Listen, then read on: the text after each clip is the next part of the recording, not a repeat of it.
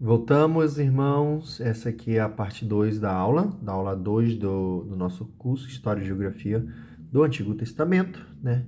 Nós estávamos falando sobre a história da humanidade, da criação ao dilúvio, e nós vamos agora, na segunda parte, falar sobre a genealogia das nações e a Torre de Babel. Serão esses dois assuntos principais que nós iremos abordar nesse momento. Amém, irmãos?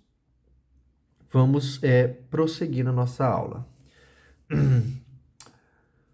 Depois do dilúvio, a humanidade que sobreviveu através de Noé e de seus filhos volta a multiplicar-se, dividindo-se em famílias que ocupam diversas regiões da Terra. A tabela de 70 povos, né? Os descendentes de Noé, 70 povos vão se estabelecer em lugares específicos no globo, certo? Que encontramos no capítulo 10 do Gênesis, certo? Vamos abrir aqui nossa Bíblia no capítulo 10 de Gênesis para a gente acompanhar o nosso conteúdo, né? Fazendo inferências na própria palavra de Deus.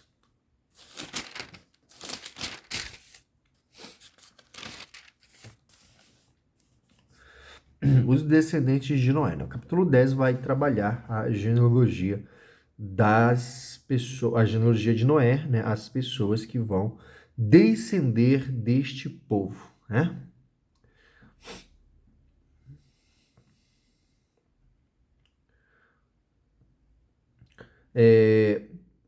Vamos lá.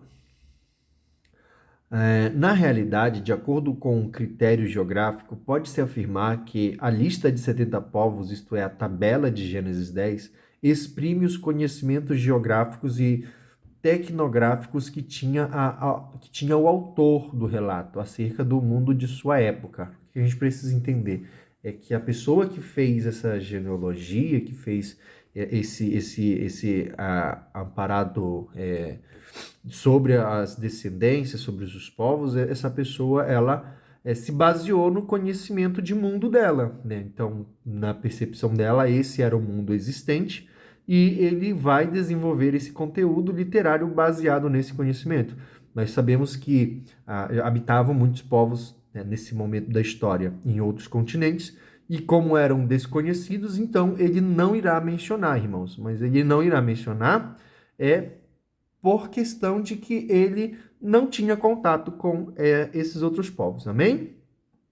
Vamos seguir. O texto bíblico em apreço é um documento perspicaz. Não tem a pretensão de abordar a origem das raças, visto que sabemos que as raças foram se configurando aos poucos a partir da população humana primitiva, por efeito das circunstâncias do clima, trabalho, alimentação e outros fatores, ou seja, né, a questão de raça, ela não se estabelece por uma ordem de Deus diretamente, certo? Claro que Deus é a pessoa que estrutura a possibilidade da existência das raças, porém a Bíblia não trabalha esse assunto e ela não traz um pensamento sobre essa questão, até porque justamente o que a Bíblia passa é que as pessoas são as pessoas independentes das raças delas, certo? Então a Bíblia não vai trabalhar a ideia de raça, a Bíblia vai trabalhar o gênero humano, o ser humano de forma própria, certo? Então, a questão da raça vai se estabelecer, como já foi lido, né, por questões climáticas, por questão de alimentação e a relação do meio ambiente com aquele ser humano que está modificando e sendo modificado por aquele meio, ok? Vamos prosseguir. Povos do norte, jafetistas,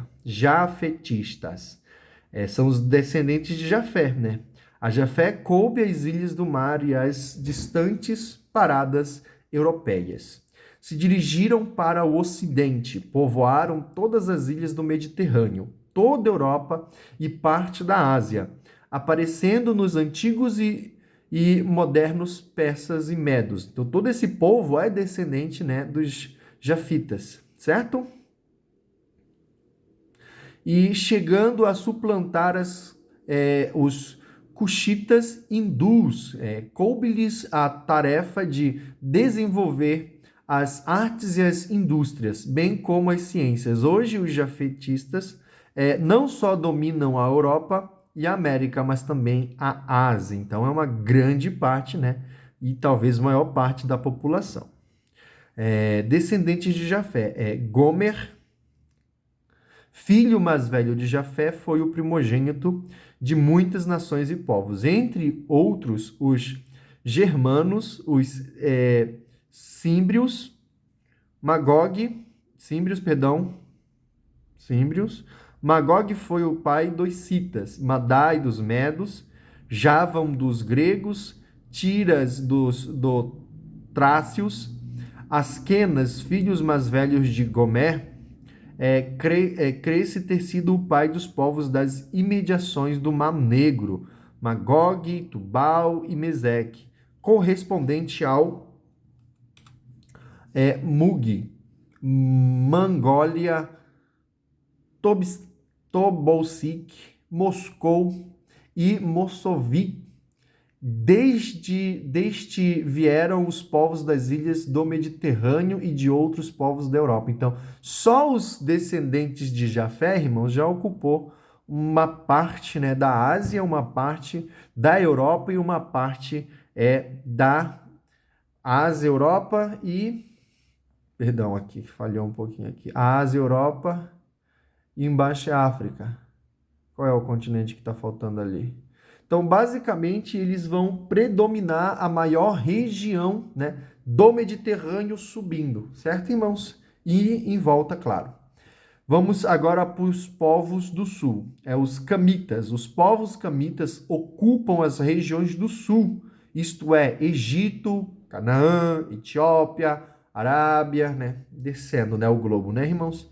O filho mais velho do Cão foi Xuxi, o povoador da Etiópia e do Egito, na África, e das imediações do mar Cáspio.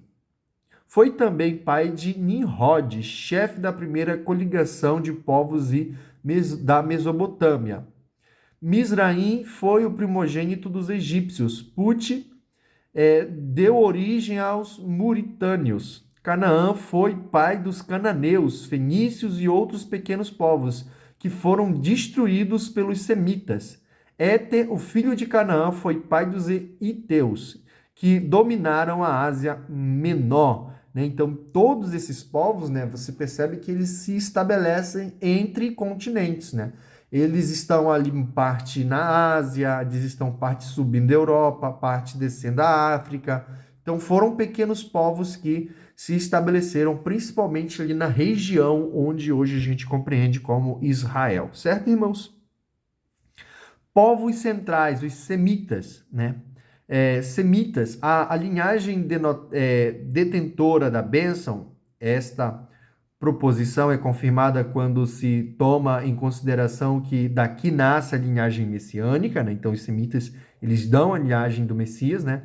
Elão, filho de Sem, estabeleceu-se a leste da Pérsia e deu origem aos elamitas, bem notáveis no tempo de Abraão. Assur foi pai dos assírios, né? Olha só, irmãos, né? Os semitas assírios são parentes dos israelitas, né? Notáveis guerreiros e conquistadores. Arfaxede, pai dos caldeus. O neto Eber foi progenitor dos hebreus. Olha só. Lude, pai de Lídios. Arã, pai dos arameus. Ur, filho mais velho de Arã, foi o pai de um lugar da Arábia setentrional, onde viveu Jó, né? Então, para a gente ver que todos esses povos, essas nações que se estabeleceram dessas três linhagens, elas estão ali, né, relacionadas, estão ali estabelecidas e existem registros históricos desses povos que ocorreram e se desenvolveram naquelas regiões, né, irmãos? Aqui eu não tenho como mostrar para os irmãos, aqui eu tenho um mapa, né, que vai dar aqui uma direção sobre o estabelecimento dos filhos de Noé. Nós temos aqui o mar Mediterrâneo, subindo o mar Mediterrâneo, né? Nós temos aqui todos os nomes dos descendentes, né? Aqui para cima, subindo em direção à Europa, nós temos Gomer, né, que vai se estabelecer com as suas famílias, né? E aqui embaixo nós temos, já na direção da África, nós temos Put, certo? E entre esses dois nós temos os semitas, né? Que vai gerar os filisteus, cananeus, amorreus, né? E tantos outros. E indo em direção à Ásia, nós temos ali os medos, os persas, certo? Que são descendentes do primeiro filho, certo, irmãos? Então, eu gostaria de poder mostrar esse mapa, infelizmente não temos como, mas dá para se ter uma noção, né, geográfica de como foram estabelecidos esses povos, certo, irmãos? Então, essa aula é curta, essa parte aqui, não a aula que a gente está dando agora, essa parte aqui é curta, era basicamente para dar essa noção. Se os irmãos tiverem mais dúvidas e quiserem perguntar, na próxima aula presencial, certamente eu poderia estar disponível para trazer mais esclarecimento, caso os irmãos precisem, certo? Tem uma atividadezinha ali, os irmãos precisam responder, e eu vou estar vendo essas atividades nas aulas presenciais. Agora a gente vai para a Torre de Babel, certo, irmãos? Que vai ser o último assunto que a gente vai abordar na aula de hoje, certo? Só deixa eu marcar aqui para eu conseguir me encontrar.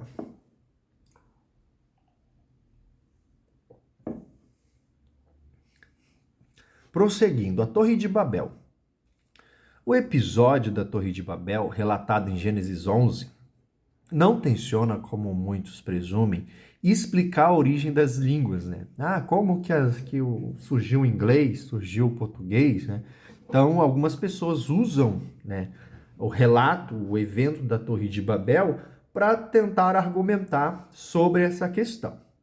Nós precisamos entender que o foco e o objetivo da Torre de Babel não é a divisão das línguas.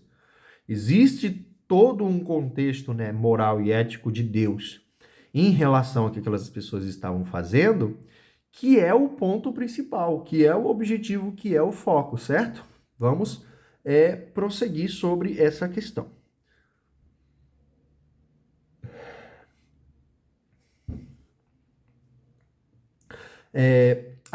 O objetivo da torre, né? Apresentar a verdade de caráter teológico. No lugar onde fora construída a cidade e erguida a Torre de Babel, existia desde tempos antiguíssimos um lugar consagrado ao culto, que foi atração por vários milênios para a Mesopotâmia. Ou seja, aquele lugar, irmãos, que eles vão decidir construir a torre e chegar ao céu, aquele lugar não era um lugar aleatório, era um lugar já conhecido, era um lugar frequentado, e foi um lugar estabelecido, né, para a idolatria, para o culto, né? Nós sabemos que antes do dilúvio, a idolatria não era uma prática muito frequente, né? As pessoas, elas tinham um desvio moral muito forte, uma questão de caráter, né? De infidelidade, de desunião, de falta de amor, de não valorizar a vida. Esse era o problema da sociedade antes do dilúvio. Após o dilúvio, vai surgir uma nova forma de pecado, né, que vai chocar, né, que a gente para pensar como que a humanidade chegou nesse ponto, né? Então, além da questão moral, além da questão ética, que já continua, obviamente, depois de algum tempo, depois de Noé, já se estabelece novamente a problemática da fidelidade a Deus, da palavra e tudo mais, né? Do homem amando o pecado e se afastando de Deus. Além de tudo isso, na verdade, todo esse processo vai culminar na prática da idolatria. Então, é a partir desses momentos, desses eventos, que o homem, né, vai olhar e dizer: eu preciso de um Deus, mas eu não quero servir o Deus verdadeiro, porque se eu tiver que servir o Deus verdadeiro, eu vou ter que fazer a vontade dele. Eu quero um Deus que faça a minha vontade, né, que realize os meus desejos. Então é nesse momento que o homem cria deuses para si, né? Deuses que vão abençoar, que vão prosperar e que vão fazer tudo que ele quer, independente de quem de quem ele é e do que ele está fazendo, se é certo ou errado, certo? Então, baseado daí nesse momento da história que vai surgir os ídolos. Amém? Vamos dar prosseguimento. Evidências arqueológicas da Torre de Babel. As escavações realizadas na Mesopotâmia, eu falo bo, mas é pô, mostraram que o relato bíblico que menciona o uso de tijolos cozidos e de asfalto em lugar de argamassa corresponde exatamente à imagem que as pesquisas modernas nos têm fornecido da civilização acadiana, né? Ou seja, quando a Bíblia diz que eles estavam usando lá tijolos cozidos, né? E lá dá o nome, né? E o asfalto, né? O betume, justamente o que se está se estudando, se está se descobrindo, corresponde e correlaciona-se perfeitamente, né? Mais uma vez, para mostrar a veracidade da Bíblia. Mesmo que a Bíblia não precise disso, né? A ciência acaba, né, descobrindo, fazendo descobertas que confirmam e corroboram o que a palavra já revela. Prosseguindo. Suméria e Babilônia, as grandes torres de degraus, os chamados zigurate, eram características dos templos e das cidades da antiga Mesopotâmia, ou seja, né, os jardins suspensos, né? Os reis, os governantes, os poderosos, eles construíam jardins, eles construíam torres, e em cima dessas torres eles faziam jardins particulares, escadarias enormes, para mostrar o seu poderio, a sua força, e geralmente no topo desses escadarias, desses jardins suspensos, situava-se um templo onde se adorava um deus, certo? Para a gente ver a relação da idolatria com a Torre de Babel.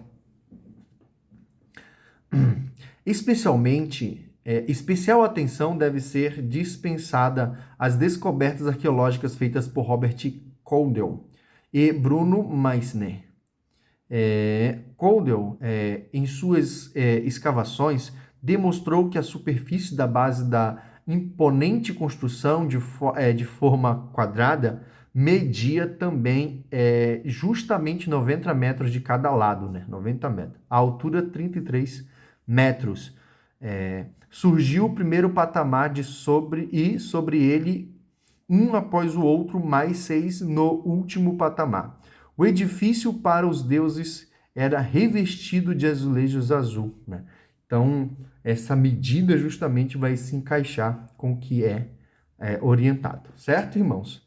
Para a gente ter noção, né, de que essa prática de construir torre não era algo aleatório, né? Era uma prática muito comum, e quando o fundador de Babel decide construir aquela torre, né, ele ver os ricos tendo cada um, os poderosos os reis, cada um tendo a sua torre. Eu vou ter a torre mais alta de toda, vou chegar no céu, vou ser o cara, né? Justamente esse sentimento no seu coração vai confrontar as ordens e os mandamentos de Deus, e Deus vai intervir, né, com a difusão das línguas, certo, irmãos?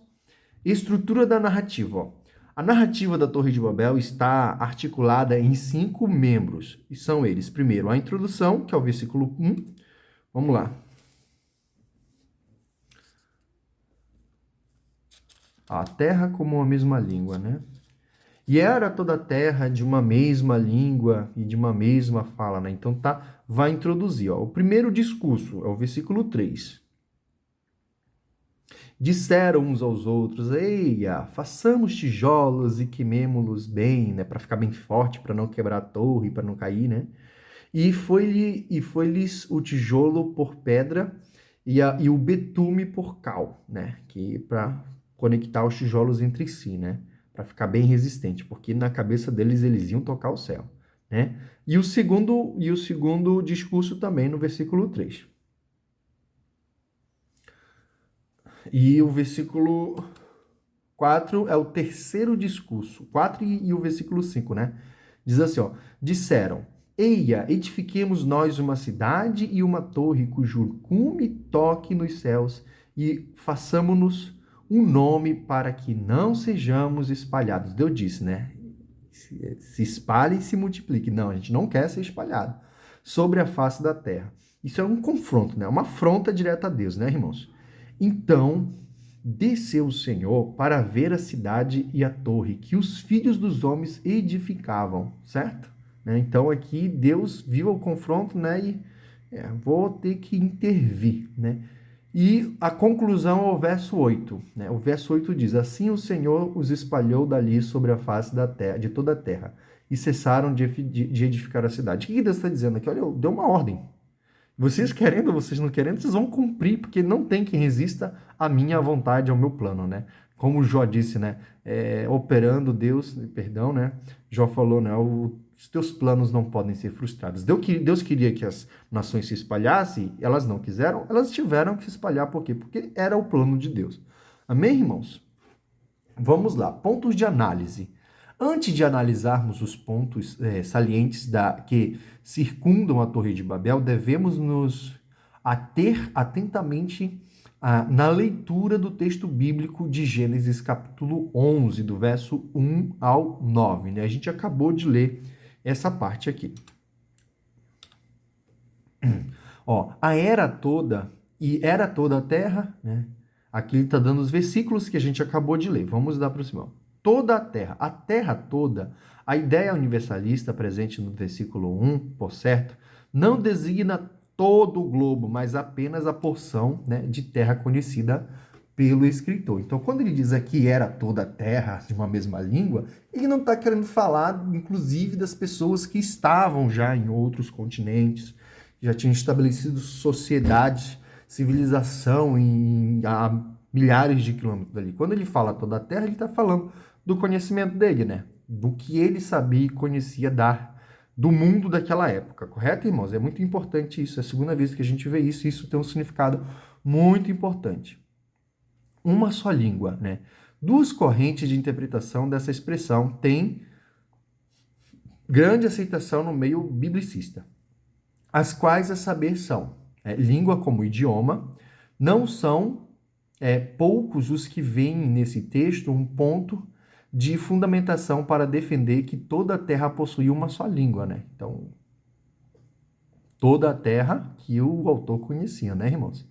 Segundo, língua como unidade de pensamento, ou seja, os que, tendo por base os textos de Gênesis 10, 5, 20 e 31, defendem que já existiam vários idiomas correntes no tempo da execução da torre. Vê nesse texto uma expressão de profissão da mesma mentalidade, ou seja, falavam a mesma língua, não era o mesmo idioma, mas falavam a mesma língua num sentido ideológico, né? O que eles concordavam, ou seja, a gente vai fazer isso, e todos, né, concordaram. A gente sabe que tem um trecho aqui, né, que diz que tá aqui, ó. Eia, desçamos e confundamos ali a sua língua para que não entenda uma língua do outro, né? Então aqui esse texto aqui vai dar um indício muito forte de que era o idioma, né? A mesma língua. Só que a gente precisa entender que dentro desse texto esses dois pensamentos eles vão se encaixar, certo? Tanto a ideia de língua no sentido de ideologia, eles tinham o mesmo objetivo, quanto língua na questão de idioma, né? Então, o versículo 7 vai deixar um indício muito forte de que quando se trata de língua, no capítulo 11, está se referindo a idioma. Ponto 3, tijolos e betume. O uso de tijolos e betume é plenamente coadunável com os dados arqueológicos supracitados. Ainda há pouco a gente fez essa referência, né?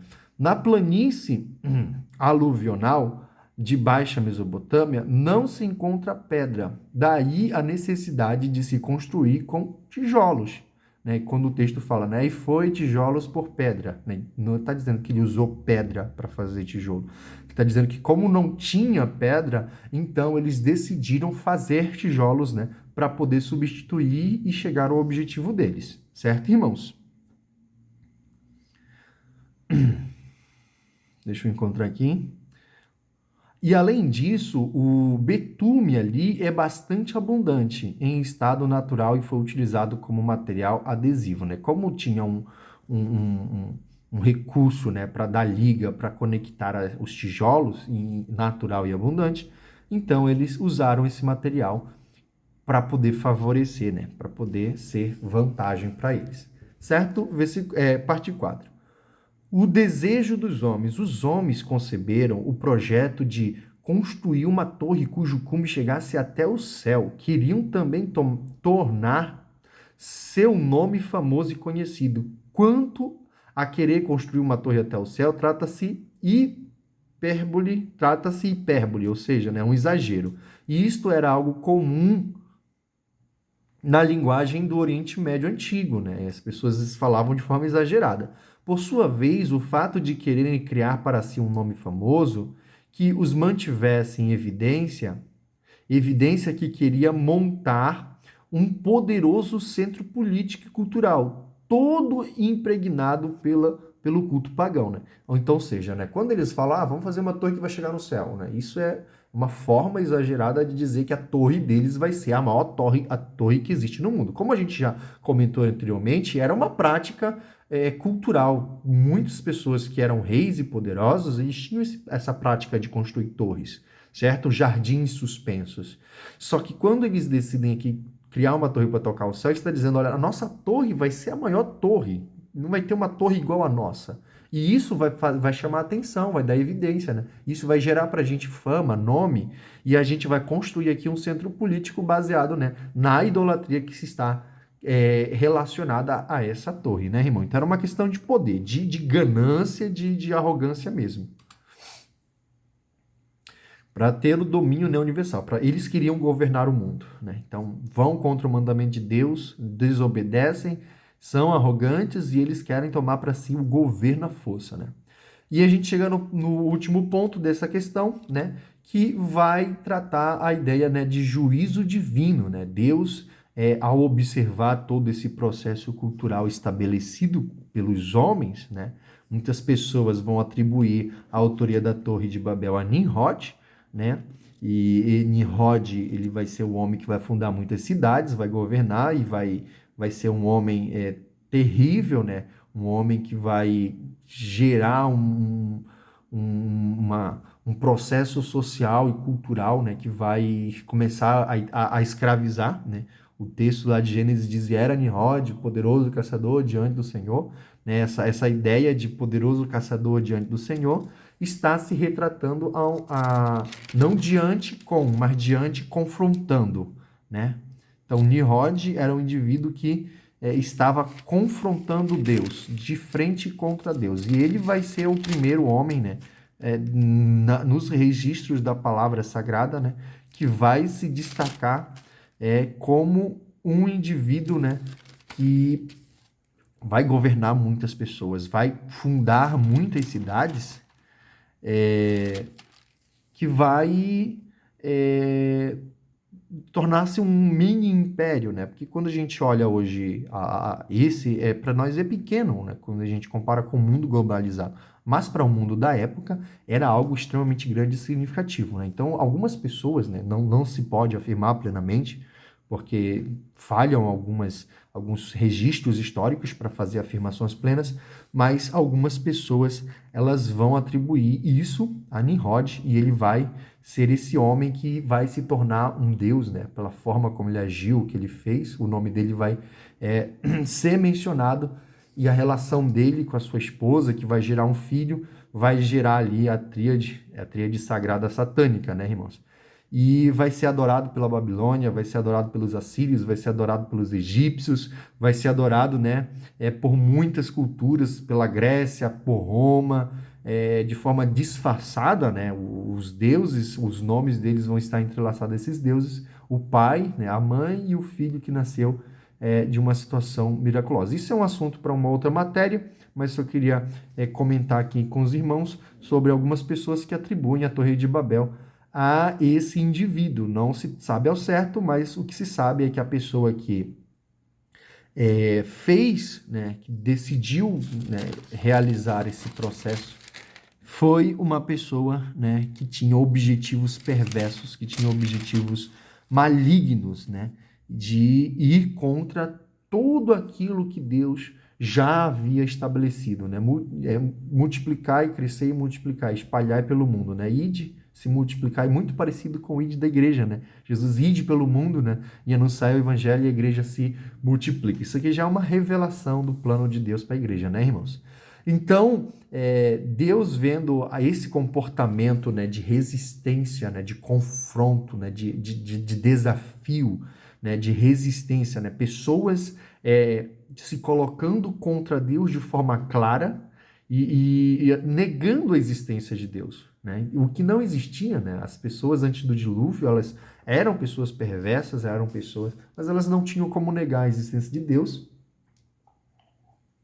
Até porque os relatos da vida e da história de Adão eram recentes. Inclusive, o próprio Adão estava vivo. Como que se negaria, né, a existência e a criação de Deus quando que o primeiro ser humano ainda viveu com a maior parte dessas pessoas? Era conterrâneo, né? Mas as pessoas do pós-dilúvio não conheceram, né, irmãos? Muitas dessas pessoas não conheceram Noé, não conheceram Adão, não conheceram Matusalém, entre outros grandes homens que eram antes do dilúvio. Então essas pessoas, elas vão ser dominadas pelo poder, ser dominadas pela ganância, né? E para não servir a Deus, eles precisavam criar os seus próprios deuses. E daí surgiram, né, irmãos? Pessoas que se auto-intitularam deuses, né? Isso é muito forte na cultura dos egípcios, né? Inclusive também na Babilônia, né? Então isso era muito uma prática muito frequente, né? Homens que conseguiam poder e domínio, né? Queriam se declarar encarnações de deuses. E essas torres suspensas, né, os jardins suspensos, eram justamente o local de culto onde elas deveriam ser adoradas. Então Deus ele vem aqui, irmãos, e faz esse confronto, faz essa separação, e é interessante porque é a primeira vez que Deus trabalha separando as pessoas, né? Deus ele trabalha unindo, né? A igreja precisa ser um corpo, a igreja precisa ser um organismo vivo que se relaciona perfeitamente, né? Então Deus ele trabalha na união, né? Ali onde há união, há bênção, né? Diz a palavra de Deus que onde existe a comunhão, ali há a unção, há o azeite. Deus trabalha na comunhão. Só que aqui nesse capítulo 11, né, Deus ele não vem para unir, ele vem para separar. Né? E isso é interessante porque é contraditório ao resto do que a Bíblia fala sobre como Deus trata a união. Só que esse povo estava unido, irmão, não estava unido para fazer o bem. Eles não estavam unidos para fazer o que era certo, o que era correto, o que era a vontade de Deus. Eles estavam unidos para fazer o mal, né? Para desobedecer. Era um confronto direto, a gente precisa entender isso. Quando eles vão ali fazer aquela torre e declaram aquelas palavras, aquilo ali era um confronto direto à pessoa de Deus. Então, como era uma coisa muito recente, Deus vai ali e mostra para eles que eles estão muito errados sobre aquilo que eles criam, sobre quem eles estavam adorando. Eles estavam adorando já um falso Deus, um falso Senhor. E Deus veio se revelar como o verdadeiro Senhor. O choque entre os planos humanos e a soberania e a soberana vontade divina leva a Deus a propiciar juízo sobre o andamento dos trabalhos da construção da torre. Deus rompe com a unidade presente entre os homens, promove a confusão de línguas e os dispersa, pela terra. Deus permitiu que a soberba daqueles homens levasse os seus interesses pessoais a prevalecerem sobre os interesses comunitários, de modo que não conseguiram dar continuidade à sua obra, né? Ou seja, aquelas pessoas ali, a liderança, né, irmão? As pessoas que estavam encabeçando aquela obra, né? Eles não estavam pensando na comunidade, eles não estavam pensando na cidade em si, eles estavam pensando nas pessoas. Eles estavam pensando somente neles. Eles queriam o nome deles, o poder deles, a glória deles, né? E Deus vem, né, julga e sentencia eles a pararem aquela obra, porque aquela obra era uma blasfêmia, era um confronto, né? E Deus mostrou o seu poder e a sua soberania, né? Fazendo com que eles simplesmente não tivessem as condições. Isso é interessante, irmãos. É porque quando Deus quer que uma obra aconteça, ele promove as condições. Quando Deus não quer que uma obra aconteça, né, até as condições que são naturais, Deus anula, Deus tira para mostrar a vontade e o plano dele. Então, irmãos, a gente vai concluir essa aula aqui hoje, certo? A gente já trabalhou a genealogia e a Torre de Babel. Se os irmãos tiverem mais dúvidas, se os irmãos tiverem pergunta, pode anotar, irmão. Anota as dúvidas, as perguntas e na próxima segunda-feira eu vou estar presencialmente aí com os irmãos e a gente vai esclarecer o que der para esclarecer. O ideal seria que os irmãos mandassem para mim, ó, irmão, o senhor deu aquela aula, eu fiquei com dúvida naquele momento, com aquilo que o senhor falou, com aquilo que o senhor leu, e eu queria que o senhor me esclarecesse. Aí os irmãos mandam a pergunta para mim, que daí eu tenho tempo, né, para dar uma pesquisada, caso eu não saiba, e me aprofundar, para levar uma resposta mais bem elaborada para os meus irmãos. Amém, irmãos? Deus abençoe. Até semana que vem. E não esqueçam de fazer as atividades desses 3 tópicos. e a gente se encontra lá no Morro do 25, tá bem? Vai ser uma bênção em nome de Jesus. Vamos fazer uma oração aqui para agradecer.